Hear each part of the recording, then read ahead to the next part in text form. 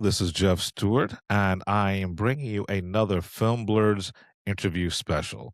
We sit down with the director and stars of the vampire thriller Night Patrol, which hits theaters everywhere this weekend. When I was a kid, all I wanted to do was be a cop. I just thought it was the coolest thing. We're portrayed differently now. We're seen in a very negative light. Most of us are good, but there are a few bad apples out there. Turn around and face the other way.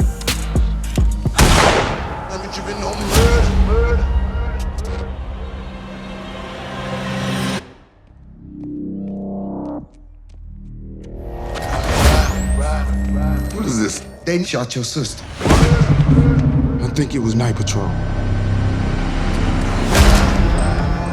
You guys are special. I want to be a part of that. When are you gonna let me in on the big secret around here? You want in, Night Patrol? This is it.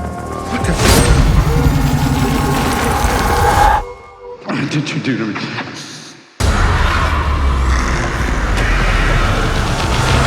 They vampires. Tonight, let's go. We show him how Night Patrol hunts. We bleed colonial courts dry. I heard what they were. I still didn't believe. Y'all feel that? Coming for us next. This is Night Patrol. We need to be ready. Oh, yeah! Oh, yeah! Oh, Hey. This is a sacred night. This is good versus evil. We ain't going nowhere till we get some payback on that demon. Is it demons? It could be lizard man. What? Yo, Trip, you brought them silver bullets? Hold up, blood. That's werewolves, man. You tripping? I ain't tripping no,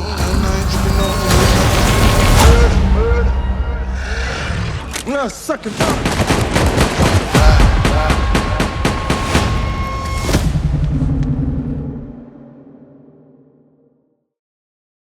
Hi, everyone. Welcome to a very special episode of the Film Blurs. I am joined here today with the co-writer and director of the upcoming horror thriller Night Patrol. Uh, so let me, with all further ado, let me introduce Ryan Prowse to the show. How you doing, Ryan? Hey, I'm doing great. Thank you. Thanks for having me on. Not a problem. Thanks for giving us your time. So, why don't you tell us what what the elevator pitch is for Night Patrol? Yeah, I'm getting better and better at doing this. Okay, so set in LA, LAPD patrolman is sort of torn against his family and his duty as an officer when this like mythic gang task force Night Patrol goes to feed on the neighborhood that he grew up in. All right. And Yep. terror and some thrills and chills ensue. Yeah. I mean, after watching the film, that's as much as you can say without ruining the film for people. Oh, Uh, cool. There we yeah. go. uh, you know, uh, Watching the trailer, I was locked in. Right. I was like, all right, this movie was for me.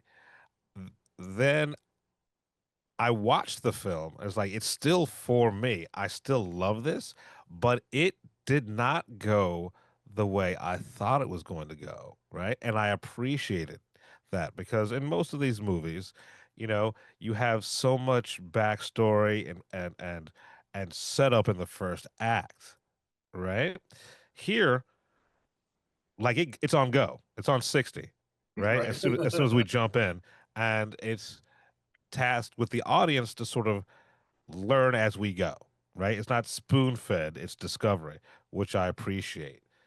So, that being said, where did this movie come from?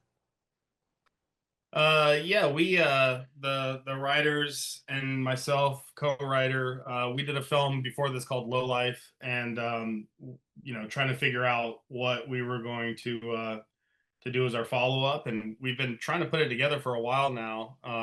And um, as we were building it, we wanted to pull in um, like actors and crew and stuff that we'd worked with on our first film, but also, got a chance to just I mean, the cast of My Dreams. We had a chance to put together, kind of work with just incredible new folks, and met a lot of people along the way from Low Life into this, that I feel like, yeah, we just kind of put together an all-star team, and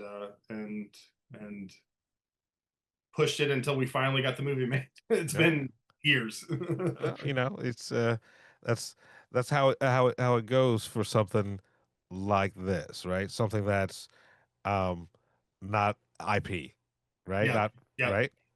and So it's scary and right, has and something to say. bloody and and I not even kind of political, really political, For sure. right? Too political? Question mark. I mean, is there such a thing? No such thing. Yeah. Um, so let's talk about the cast, though, right? So you have some notable actors in there, Nicki, Micheaux, R.J. Cyler, but you also have a lot of musicians in Hmm. roles. Yep. How did that come about? Like it's inspired casting, but yeah, how did they fall into the orbit? Yeah, I mean, again, I just pinch myself every when we did the table read, and everybody was just sitting there right before we shot, and I was just I cannot believe the folks we got together to do this. I, just being, I mean, it was literally living my dream. I grew up a nerd of wrestling and hip hop and punk and comics and horror films and everything in between. So the fact that like Freddie Gibbs he had done that Down with the King, which he's really good in that. And obviously I love his music and he's hysterical in his music. I wrote him a letter and was just if you're trying to get into acting, I got a part for you, dude. And we had been going back and forth with YG for a little bit. He had read it early on as we were going around, just obviously with the subject matter and the setting and everything. And then he came on to EP it and then helped on obviously sort of bless it with the legitimacy of the gang stuff, but then also he really helped with the music side of it. We got some of his music in there. We got Freddie's music in there. Hit Boy's got a track in there. So it was incredible. Once all that kind of fell in, and then Flying Lotus had done a VHS segment with one of the producers, Josh Goldblum, before that. So again, same sort of thing. I got a chance to meet him and sort of pitch him on it, and it was really cool. Those characters were all, they were a little bit similar, where they were just all kind of like the conspiracy theorists or Mm. whatever. We always lovingly refer to them as the cryptozoologist bloods, but as they all came in and we sort of started tailoring the roles to them, it really fell in. It was interesting. It was Freddie was kind of the guy in the middle, and Flylo became the super spacey, fully out there guy, and YG was the skeptic, and then we sort of had our trio formed, and every time we shot with them, everybody came to set and wanted to hang out and watch them just go, and you could just tell as they were doing it, it was this is the funniest thing I've ever seen in my life, and they just had it was just so fun. You could just tell it was going to be great. It's awesome. Uh, so watching this, I got a real throwback feel, right? Like Mhm. from the way it's filmed with the grain. I don't know if you use film or digital, but that the grain that's on it, Yep. um, but and the synth music, right? Hmm. It felt like honestly, it felt like something that Carpenter would do, right? High It gave me praise. those vibes. High praise. Yeah. Yeah. So what were some of the inspirations going into it for Yeah, this? we did definitely pulled from 80s stuff of on the vampire tip, like Lost Boys or Near Dark, something like that, more kind of the fringy, punkier sort of side of that.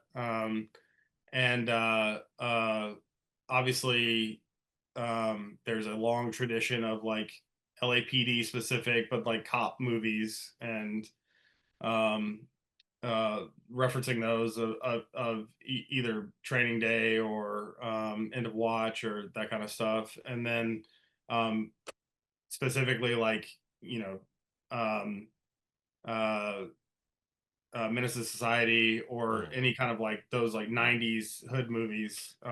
We always like we were like if you can make a stew of all that stuff and make it feel like it doesn't necessarily have to be all going at the same time, but if it's like we can weave in and out of those and kind of capture the vibe of those, we knew it would work. All right. So there's the movie that you write, there's the movie you shoot, the movie you edit, right? Yep. It changes along the way, Sure does. right? So, how far away from your original intent, your original idea, is this film? Right? Is what kind of compromises Mhm. did you have to make? Not compromises, but what change? Did anything change along the way that caused the film to evolve? Yeah, for sure. That's a great question. I think yes. Like I think the movie is a miracle that it exists. All movies are miracles. This one's in a special miracle to me.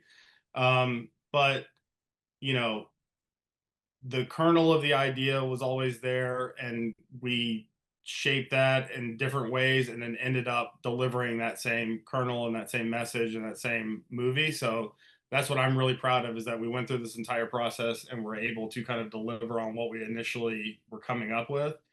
Um, but what I think is kind of cool with it is like any kind of production stuff, like we had to sort of marshal resources. So it was like it was really important for us to shoot LA for LA, shoot here, which meant we had less time to shoot. We had a shorter schedule to be able to do that. But like in that it was worth doing that. So there was stuff that had to get cut out, but it was like so that we didn't have to shoot in West Virginia and get a tax incentive or whatever, that kind of deal. Um, so yeah, at the end of the day, I would say things change here or there, but you go with the flow and you kind of make sure that the kernel and the movie is protected, and it was, and we delivered on what we wanted to do. All right, right. I've two more questions for you, and then my time. Is there anything that I missed that you want to talk about? Like anything that's just at the top of your mind is like, oh, I really no one ever asks me about this. Let me tell you about that. Right? Anything like that? No, I mean, you're just so good at your job. No,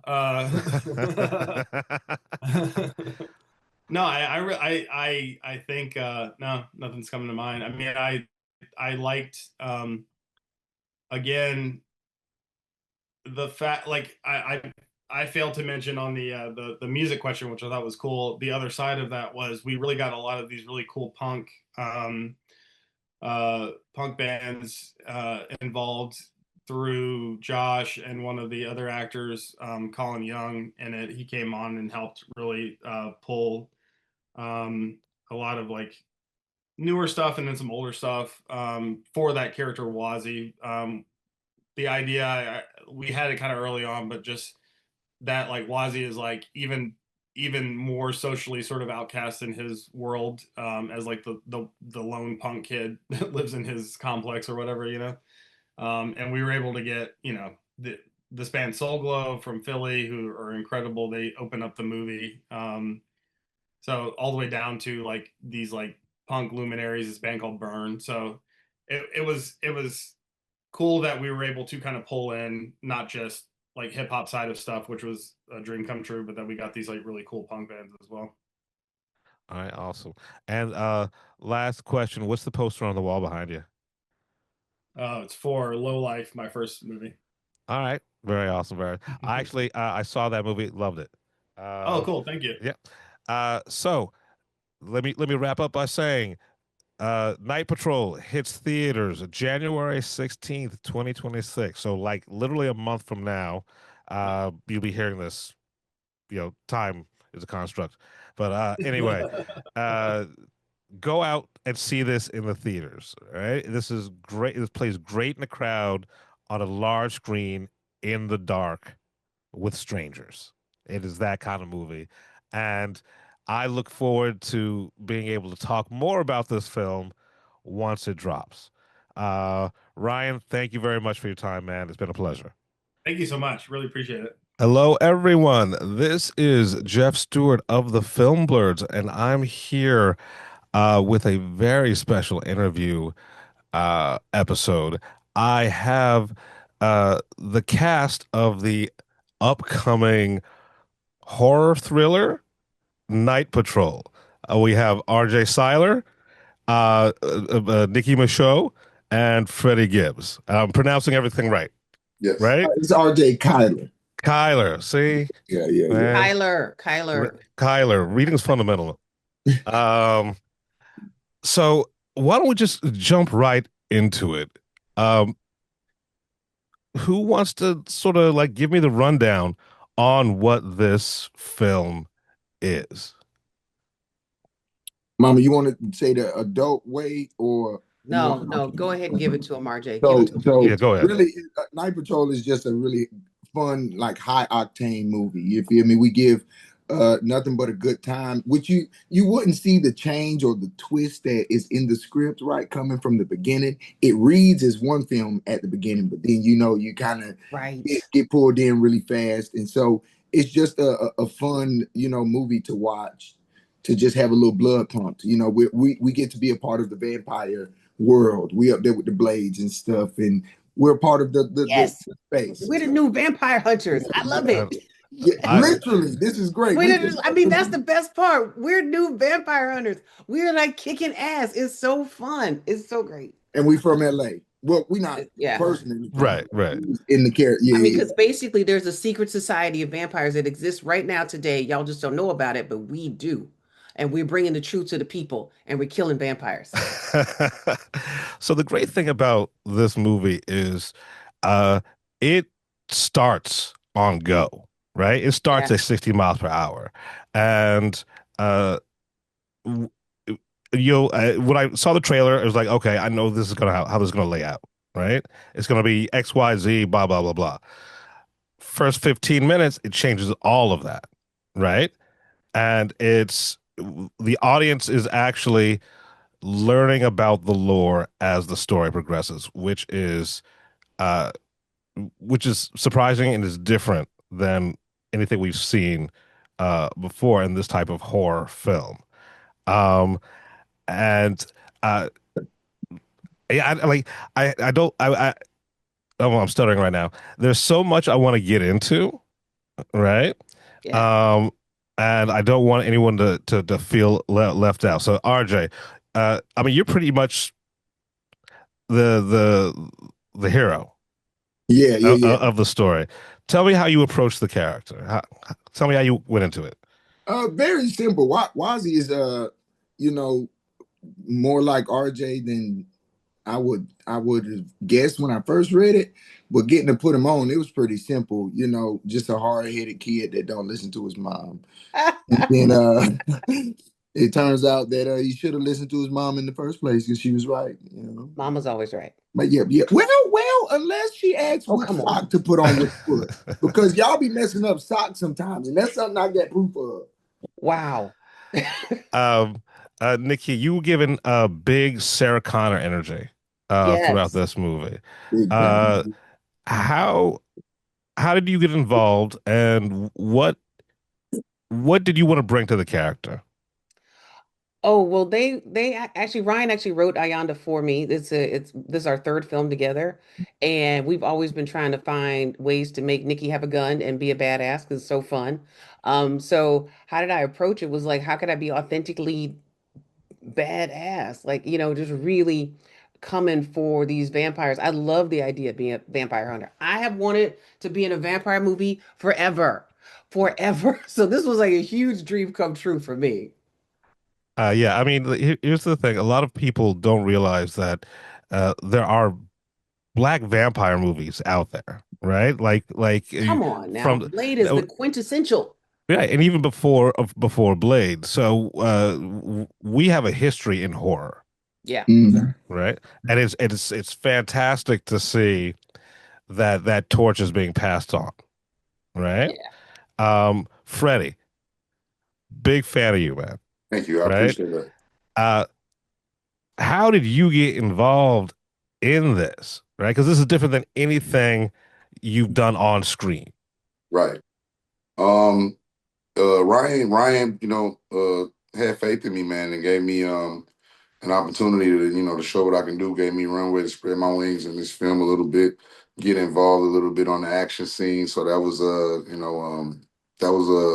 a great experience for me. That was key. And I basically just followed Ryan's lead and just carried the Bornelius character, as far as I can carry it. And I think it worked out great. All right, so this is for everybody, and we'll just go in order. What was one of your favorite scenes to shoot Mm. for this movie? So we'll start with you, RJ. Um,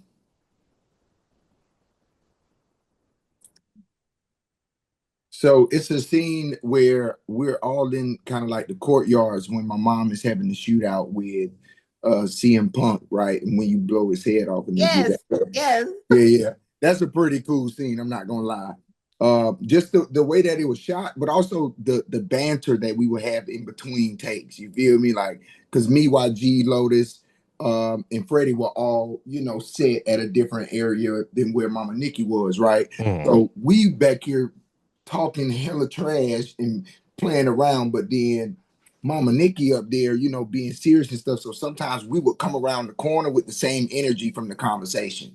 You feel me? Like it's really lit. It was really a fun time. And I want to jump in on that just for a second. That scene in the courtyard where you're all just going at it, that felt real. That felt ad-libbed, right? It felt like you were just all just going at each other. Was that scripted or was that ad-libbed? The energy was ad-lib. The script was pretty honest though. Okay. Yeah. All right. That's so funny you picked that scene, RJ, because I was thinking that same scene. Because I get to have my real moment, shoot, like just knocking down vampire, bam, bam, bam. That was, and then y'all come around, and I'm like, come on, get out of here. And it was just like this crazy scene and this energy. It was just, you got the gun, the boots, the vest on. It was so fun to do, so fun. And then like CM so that was your favorite one? I think so. Okay. All right. Freddie, I have lots of favorite ones. Same question. What was your favorite scene to either shoot or like just in the movie? I'm gonna say my favorite scene to shoot was probably when I had to go head to head with CM Punk. That was that was seeing him, watching him on wrestling, and then having to actually tussle with him a little bit. That was probably my favorite one. All right, all right. What does everyone want to have the audience walk away from with this? A good time watching the movie, man. Damn good time. Hopefully, damn good time. Go out with your people in a group, see who gets scared. Like, don't get pulled over by the police on the way home. Just get home safe. That's all we want. Just left the movie theater to see Get home safe. Patrol, and so you're following every law possible. So yes, get to the movie theater to watch this. Oh yeah. Be safe though. Night Patrol is coming. That Night Patrol is coming. So what would you like to see? And I don't want to ruin anything for anybody on what happens, right? But it's obvious this is a larger thing, right? This is a larger world that Ryan's hopefully he gets to play in again, right? Any thoughts as vague as you can on where things are going now, or like after this? We go to get the rest of them. We only got a group of them out of here. That's right. Okay. All right. That's right. And we still got to spread the message of like what the true power is. So we got work to do. Bornelius got way more firearms in the refrigerator. So I mean. Well, thank you very much for your time. Is there anything anyone wants to leave us with before I hop off? Anything anyone I missed? Like I said, I could talk to you, all of you, for at least an hour.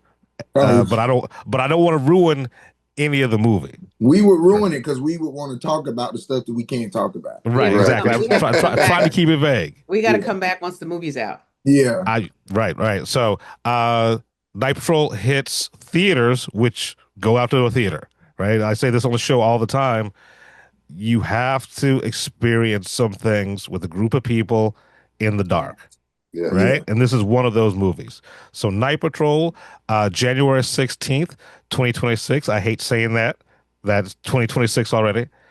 Yeah. Um, but I can guarantee all of you listening, you're going to have a great time. This is a throwback genre vampire movie, and you will not be disappointed. Definitely not. Jermaine, thank you so much for joining me. Of course, man. How you been? I'm good, good. All right, I'm going to do my little spiel and we'll get into it. Okay. All right. Hi, this is Jeff Stewart with the Film Blurs, and I am honored to be joined here today by Jermaine Fowler, the star of the upcoming horror thriller, I guess, horror vampire thriller, Night Patrol. Jermaine hmm Fowler. Thanks for uh thanks for stopping in, man. Thanks for having me, Jeff. Appreciate Yeah, all it. right. So you're mostly known for your comedic work, right? Except for a few standouts. How difficult was this role for you? Switching lanes like that. The lane switch wasn't difficult. I would say it was just very challenging as far as the technical aspects of the character. But going from comedy to drama, thriller, horror, whatever you want to call it, I wouldn't say that was difficult. I'm a fan of all aspects of film and cinema, so it's something I've always wanted to do. And I've always felt comedy and drama shared similar qualities. And so I just try to stay rooted into the truth of the story and the character and whatever happens, whether it's something funny or something dramatic, horrible, terrifying, suspense, whatever it is, as long as it stays rooted in where it belongs, and it makes you feel something, I did my job. All right, good. So let's talk about the technical aspect of it. I mean, uh, hmm you're playing a ex gangbanger slash L.A. police officer slash vampire hunter, right? Um, so how did you train for the cop part? We Ryan, our director, I remember I bunked up with him during the filming. So we were down in LA, and he had one of his peers who's an LAPD guy come up to the house, and I picked his brain about his process as far as what he's feeling when he's arresting people, when he's in those like very dire moments. Also watched a lot of body cam footage, a lot of horrifying body cam footage to get into the mindset of what it might be for my character. And then we learned how to load and hold rifles, um, load Glocks, and walk like a LAPD cop. They're all different, but there's a certain level of bravado the LAPD has that is v very like, you know, they walk different, they talk different. So Right. we had to talk to a few of them, and it was really insightful to be honest. And but that was only like a third of what I had to embody for the character, though. Okay. So how did you end up in this project? Like, what was the pipeline? The director became a friend of mine through me hitting him up on Twitter after I watched his debut feature called Low Life. And after that, we hit it off, bro. Like he's just a smart, funny, creative man. Like the guy is great at his craft. He's it's just I really like tip my hat to that guy. He's so great. Ryan is one of a kind. He's brilliant. He's a sweet dude, great dad, like great husband. Like the guy's awesome. And Yeah, I so mean, he's no, no, I'm go sorry. Go ahead. ahead. No, What? I Okay. I talked to him for 10 minutes last week, and yeah, like everything you're saying, like I could feel it. Like Yeah. the dude's smart. Yeah, man. He knows what he wants. He knows what he wants to do. On top of that, he sent me the script during COVID, I believe, and it was I was desperate to get that film made. Whether I was a part of it or not, I wanted to be a part of helping that movie, make it to the screen wherever it ended up. So it was definitely a desperation there to help him out. So I ended up being cast as X. And through the grace of God, we're here, about to premiere a film in theaters in January. So it's been an incredible like journey, bro. Well, yeah, I watched the film last week, and I thought it was absolutely fantastic. Right? Thank you. I'm a sucker for horror films, especially vampire Hmm. films. Right? Uh, being that like because I love them so much, I'm so super critical. Oh, okay. I hear you. Right? I hear you. Yeah. And watching this is like, yes, this All right. is this is fun. This is interesting. Yeah. This is something I have never seen before, and I'm surprised I haven't seen it before. Right? Thank you, brother. I appreciate Uh, that. yeah. So I appreciate you talking with me. I appreciate your work on the film. All right. And Thank you. you know, uh I hope this does well so we can get some sequels. All right. I mean, fingers crossed, bro. I would love that too. This was a great and then like hands down, like just this is so gratifying, all of it. And I appreciate you talking to me about it. So it means a lot, man. Thank you so Well, much. the pleasure is all mine. So yeah, Night Patrol drops January 16th, 2026. It's still weird saying that. Um, Yep. go out to the theater. It's going to be in theaters. Go out to the theaters and see this movie because this plays fantastic in a dark room with other people, right? It's that kind of movie. Hmm. Hmm. Jermaine, thank you for your time and good luck with the rest of the interviews today. Thank you very much, bro. Have a good one. You too.